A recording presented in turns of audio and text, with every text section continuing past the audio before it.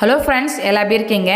இன்றைக்கி நம்ம வீடியோவில் என்ன டாபிக் பார்க்க போகிறோன்னா, ஹெர்பலைஃப் நியூட்ரிஷன் ஃபுட்டு எடுத்து உங்களுடைய ஐடியல் வெயிட் ரீச் பண்ணதுக்கப்புறம் அந்த வெயிட்டை எப்படி நீங்கள் தக்க வச்சுக்கணும், அதுக்கான இன்ஃபர்மேஷன் தான் இந்த வீடியோவில் பார்க்க போகிறோம். ஸோ நிறைய பேர் இந்த ஃபுட்டு எடுத்து விட்டுட்டா வெயிட் ரீகெயின் ஆகுது, ஸோ இந்த ஃபுட்டு எடுக்கிறது வேஸ்ட்டா, இல்லை இந்த ஃபுட்டு ஃபாலோ பண்ணலாமா அப்படின்ற கொஷின் நிறைய பேருக்கு இருக்குது.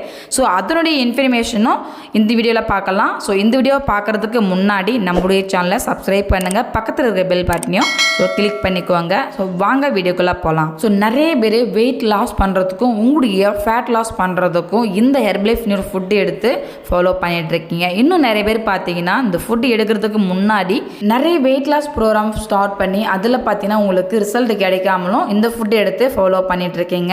இதே மாதிரி நிறைய பேர் நிறைய வெயிட் லாஸ் ப்ரோக்ராம் ஸ்டார்ட் பண்ணி அதில் பார்த்தீங்கன்னா ரிசல்ட் கிடைக்காம இந்த ஃபுட்டு எதுக்காக நீங்கள் எடுத்து ஃபாலோ பண்ணுறீங்கன்னா, இதில் பார்த்தீங்கன்னா கலோரி மேனேஜ்மெண்ட், அதாவது இது எடுக்கும்போது நமக்கு கலோரி மேனேஜ்மெண்ட்குள்ளே உங்களுடைய வெயிட்டையும் ஃபேட்டையும் குறைக்கிறதுக்கு இந்த ஃபுட்டு உங்களுக்கு ரொம்பவே சப்போர்ட் பண்ணுது. அதாவது இதில் பார்த்தீங்கன்னா கலோரி ரொம்பவே கம்மியாக இருக்குது, நியூட்ரிஷன் வேல்யூ அதிகமாக இருக்கிறதால உங்களுடைய வெயிட்டையும் ஃபேட்டையும் குறைக்கிறதுக்கு இந்த ஹெர்பலைஃப் நியூட்ரிஷன் ப்ராடக்ட் எல்லாமே உங்களுக்கு ரொம்பவே சப்போர்ட் பண்ணுது. பட் நிறைய பேர் இந்த ஃபுட்டு எடுத்து உங்களுடைய வெயிட்டையும் ஃபேட்டையும் குறைச்சதுக்கு அப்புறம் நீங்கள் என்ன பண்ணுறீங்க அப்படின்னா, ஸோ நமக்கு தான் வெயிட் குறைஞ்சிருச்சு, அதுக்கப்புறம் இந்த ஃபுட்டு எதுக்கு நம்ம ஃபாலோ பண்ணோம் அப்படின்றதால நிறைய பேர் உங்களுடைய ஐடியல் வெயிட் வந்ததுக்கப்புறம் இந்த ஃபுட்டு என்ன பண்ணுறீங்க, ஸ்டாப் பண்ணிடுறீங்க.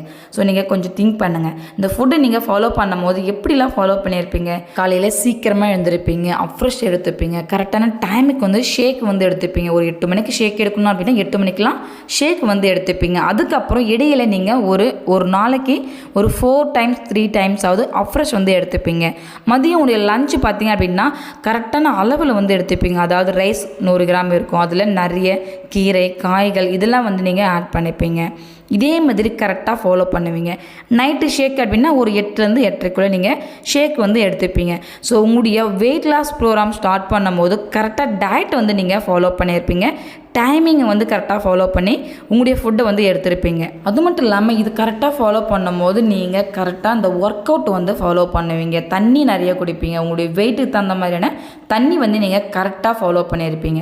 ஸோ நீங்கள் வெயிட் லாஸ் ப்ராசஸ் ஸ்டார்ட் பண்ணும்போது இது எல்லாமே கரெக்டாக ஃபாலோ பண்ணிவிட்டு நீங்கள் வெயிட் குறைச்சதுக்கப்புறம் இந்த ஃபுட் விட்டுறதுக்கப்புறம் உங்களுக்கு எதனால் வெயிட் கெயின் ஆகுது அப்படின்னா, இந்த ஃபுட் எடுத்து நீங்கள் விட்டுட்டீங்க அப்படின்னா உங்களுடைய ஃபுட் ஹேபிட்டும் உங்களுடைய லைஃப் ஸ்டைல் எல்லாமே சேஞ்ச் ஆகும்போது உங்களுடைய வெயிட்டும் என்ன ஆகுது, கூடவே ரீகெயின் ஆகுது. அப்போ உங்களுடைய வெயிட்டை நீங்கள் எப்படி மேனேஜ்மெண்ட் பண்ணணும் அப்படின்னா, ஸோ கம்பல்சரி இந்த ஃபுட்டு எடுத்து உங்களுடைய ஐடியல் வெயிட் வந்ததுக்கப்புறம் இந்த ஃபுட் நீங்கள் எப்படி ஃபாலோ பண்ணணும். அதாவது உடனே இந்த ஃபுட்டு நீங்கள் ஸ்டாப் பண்ணக்கூடாது.